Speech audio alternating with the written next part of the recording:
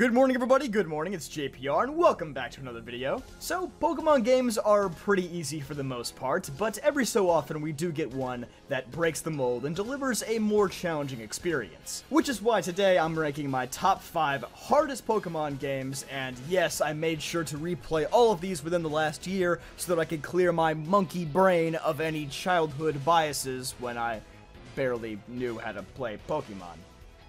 So that's it, that's the intro. I think that's all the elaboration that needs. Anyway, goodbye! So before we get to the top 5, there's gotta be some honorable mentions. These are games that I consider to still be relatively challenging, but not quite enough to make the top 5 list. First is Pokemon Yellow.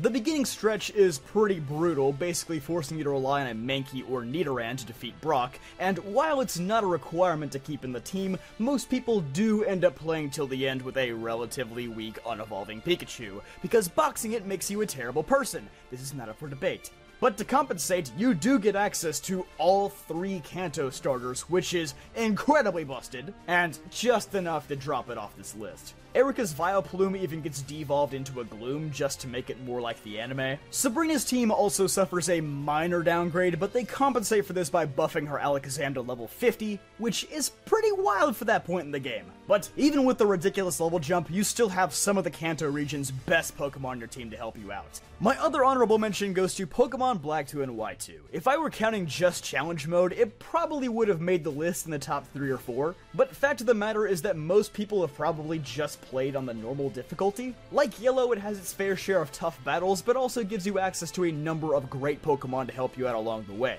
These aren't gift Pokemon like in Yellow, just ones that are in the dex. This game also gives you access to the Lucky Egg just past the halfway point, which can be abused to make you pretty overleveled.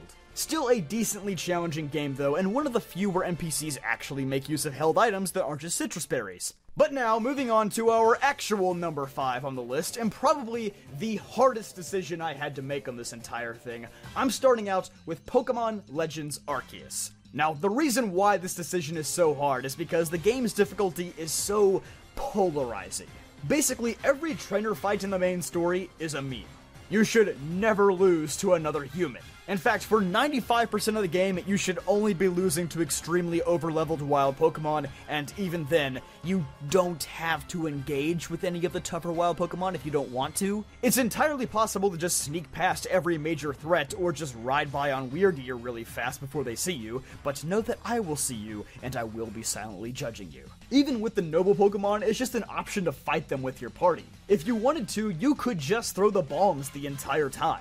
Honestly, you could probably make it to the credits in this game while partaking in less than a dozen battles. You wouldn't even have to train your team either, you could just get lucky and snipe a level 80 Alpha Garchomp and curb stomp everybody into the dust. But with all that being said, this game does still offer some of the hardest fights in the series. Of course, you know I'm talking about Volo, about Giratina, and about Arceus itself. And if you're bad at dodging, then you could even throw the Noble Electrode and Noble Avalugg on that list too. There's also other challenges present here that don't have much to do with battling, like tracking down Ornamerus for hours on end. That was very frustrating.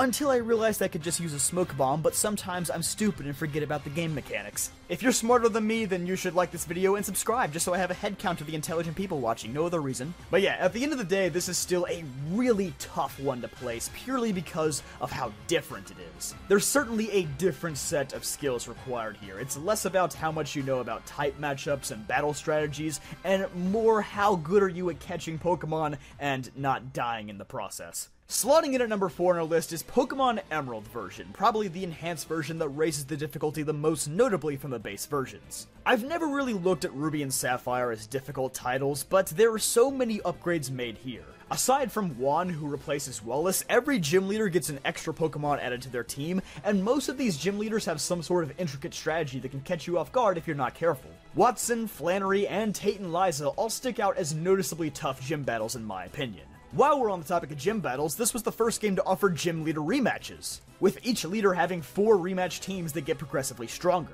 This also applies to completely random NPCs whose teams get continuously stronger as they call you for rematches. Speaking of these random trainers, this game is littered with double battles as well. None that you'll probably wipe out on, but they will force you to think a little more critically about your strategies.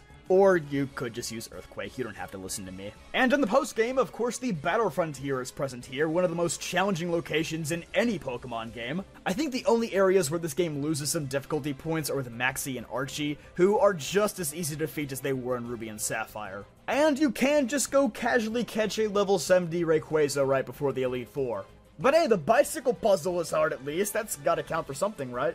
Hey, while I have your attention, this is just a reminder that this channel is actually a two-man operation now. So if you'd like to help me pay my editor in something other than just exposure, then you can help out by becoming a channel member. It even comes with cool perks like my croc emotes and getting to talk to me through Discord. That joke about not paying my editor was not serious, by the way. I actually pay my employees, please don't cancel me. Right, Gold Miner, right? Help me out here, buddy. Moving on to number 3 on our list, I'm going with Pokemon Heart Gold and Soul Silver. Now, admittedly, a lot of the difficulty options come from not-so-good problems. Those just being Johto's general lack of EXP, making it very hard to grind or overlevel for major battles. And it's also pretty tough to get a lot of the best Johto Pokemon, though not as tough as it was in the originals. And of course, there's the starters. In most Pokemon games, your starter is an all-terrain vehicle that can usually navigate the entire game with little to no difficulty at all.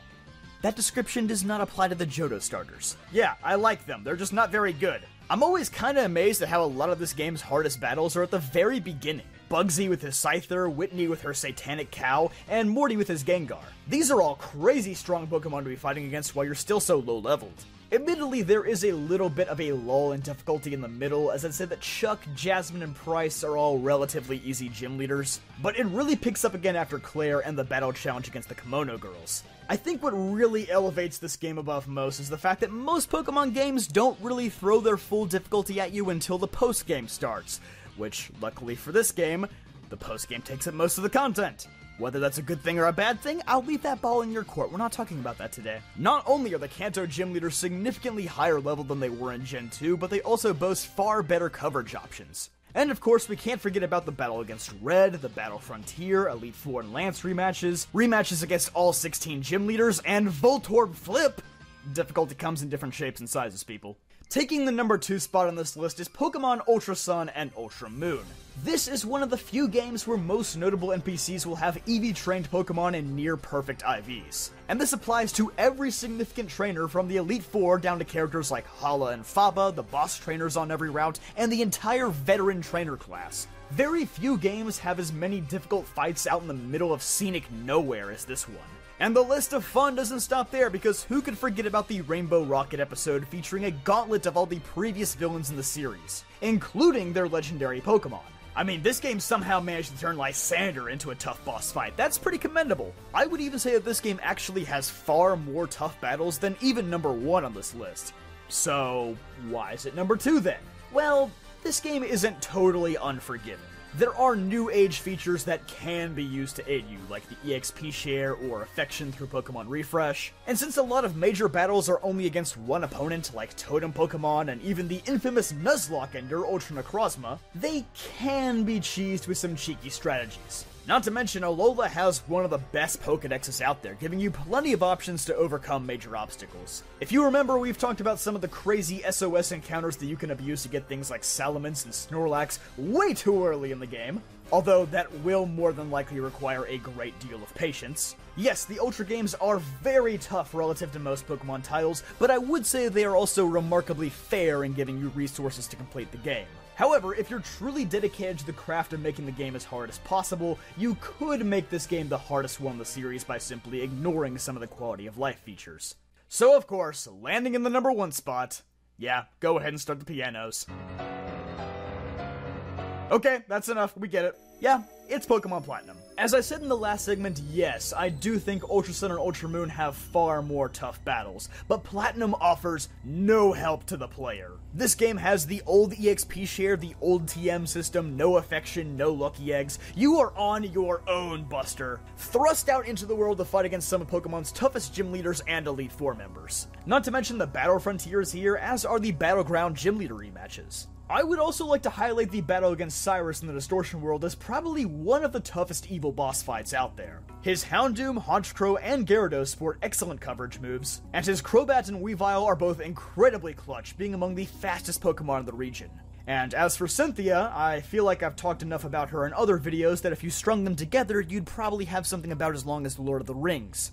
I'm not a simp, I just appreciate strong trainers. I will say that Platinum at least offers some above-average starters in terms of viability, but the rest of the Pokédex is still rather restricted even with the expansion. You won't find nearly as many easy solutions to your problems as you would in some newer titles. And to be honest, I do think I could have put Diamond and Pearl in this top 5 list as well, but I do think that Platinum squeezes it out as Pokemon's most challenging game.